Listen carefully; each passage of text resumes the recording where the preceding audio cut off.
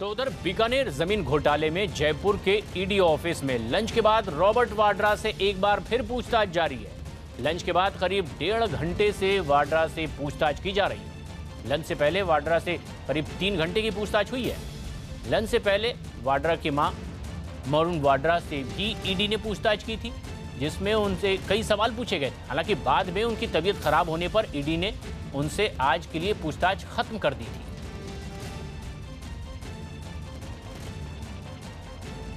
हम आपको बता दें कि इससे पहले दिल्ली में भी ईडी की पूछताछ हुई थी मनी लॉन्ड्रिंग मामले में, और अब बीकानेर की जमीन को लेकर के ईडी की पूछताछ जयपुर में। लेकिन ये पूछताछ हो रही है तब जब कोर्ट ने इसके आदेश दिए हैं कि रॉबर्ट वाड्रा पूछताछ में ईडी को पूरा सहयोग दें, और 16 तारीख तक उन्हें अंतरिम जमानत भी दी गई है।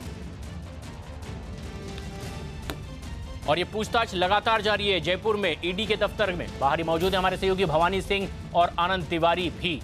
भवानी, सबसे पहले आपसे ये जानना चाहेंगे किस तरह की पूछताछ आज हुई है रॉबर्ट वाड्रा से अब तक की?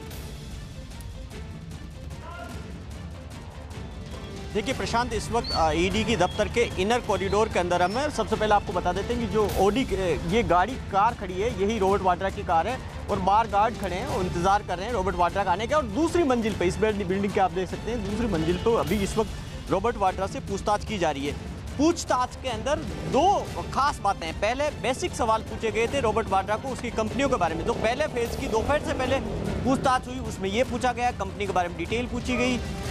उसके अंदर ये पूछा गया बीकानेर ज़मीन से खरीद से जुड़े के जानकारियाँ पूछी गई। वो बिल्कुल एक बेसिक डिटेल्स थी जिसका एक क्वेश्चनर फॉर्मेट फिक्स था।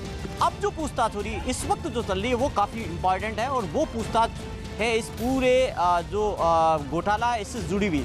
इसमें रॉबर्ट वाड्रा से इस वक्त जो पूछा गया, 3-4 सवाल पूछे गए और पूछताछ लगातार जारी गई। उसमें ये पूछा गया था कि अशोक कुमार जिसको ईडी ने अरेस्ट भी किया था, और जो महेश नागर का ड्राइवर है, और रॉबर्ट वाड्रा ने की कंपनी स्काईलाइट हॉस्पिटलिटी, उन्होंने उनको अधिकृत कर रखा था महेश नागर को, और उसने अशोक कुमार से ज़मीनें खरीदी थी। उससे पूछा गया कि अशोक कुमार के पास में जिस वक्त ज़मीन नहीं थी, यानी कि वो तारीख बताई गई कि आपको ज़मीन बेची थी 4 जनवरी 2010 को, और चेक दे दिया गया था अशोक कुमार को 22 दिसंबर 2009 को। तो पूछा गया कि 13 दिन पहले चेक क्यों दे दिया गया? एक बड़ा सवाल पूछा गया। दूसरा सवाल उनसे पूछा गया कि जिस अशोक कुमार से आपने ज़मीनें खरीदी है, वही अशोक कुमार जिस कंपनी जिन्होंने ज़मीनें दी थी, यानी कि अशोक कुमार बेनामी संपत्ति जिन्होंने अशोक कुमार को बेची और अशोक कुमार ने वाड्रा को बेच दी। रॉबर्ट वाड्रा ने भी वाया महेश नागर अशोक कुमार को बनाया था, पावर ऑफ अटॉर्नी दी, उन्होंने दी। तो कहा कि दोनों की पावर ऑफ अटॉर्नी अकेले अशोक कुमार के नाम पर कैसे है, इसके बारे में पूछा गया।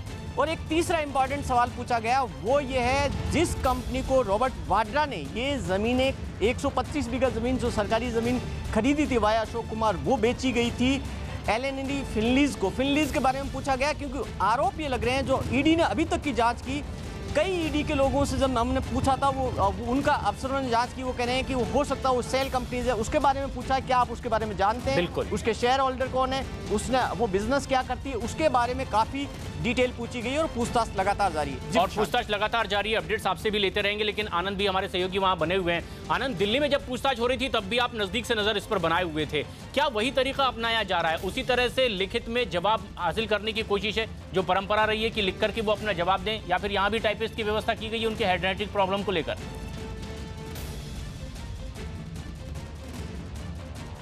ये देखिए, बिल्कुल प्रशांत, दिल्ली में जब 3 राउंड की पूछताछ हुई थी तो बिल्कुल ये प्रक्रिया अपनाई गई थी, क्योंकि उनकी हैंडराइटिंग अफसरों को समझ में नहीं आ रही थी। इसलिए बाकायदा एक टाइपराइटर रखा गया और बोला गया कि वो टाइप करेगा, उसके बाद उन पर दस्तखत उनके कराए गए। यहाँ पर भी जब आज सुबह रॉबर्ट वाड्रा पहुंचे थे अपनी माँ के साथ, तो पहले उन्होंने ओथ ली, जो मनी लॉन्ड्रिंग की जो धारा 50 है उसके तहत ओथ लेना होता है जिससे भी पूछताछ हो, और उसमें वो ये मेंशन करता है कि वो यहाँ पर पूछताछ में शामिल होने आया है और वो अपने बयाना सही देगा, और अगर गलत बयानबाजी वो करता है, लिखित में गलत बयानबाजी देता है, तो उसे कानूनी अड़चनों का सामना करना पड़ सकता है।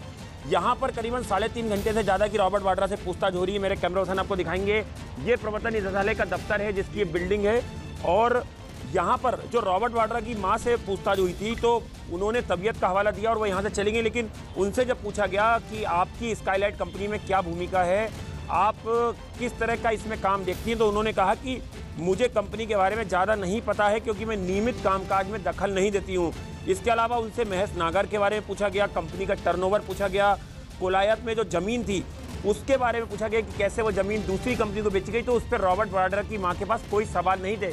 उनका कहना था कि मुझे जो कंपनी के कामकाज है उसमें जी कोई भी जानकारी नहीं है कि कंपनी का क्या कामकाज होता है, उसका कितना टर्नओवर है, वो कंपनी कहाँ कहाँ डील करती है, किससे पैसा लिया, किसको दिया, या उस कंपनी के क्या शेयर है, क्या बैंक अकाउंट है, कोई जानकारी रॉबर्ट वाड्रा की मां से एनफोर्समेंट डायरेक्टरेट के जो अधिकारी हैं, जो महिला अधिकारी, उन्हें नहीं मिल पाई थी, इसलिए वो जल्दी यहाँ से निकल गई। लेकिन रॉबर्ट वाड्रा से जो सवाल हैं वो लगातार पूछे जा रहे हैं कि क्या सबसे महत्वपूर्ण सवाल उनसे सबसे पहले पूछा गया था कि अगर आपको पता था कि वो सरकारी जमीन है तो आपने उसे क्यों खरीदा और आगे बेचा?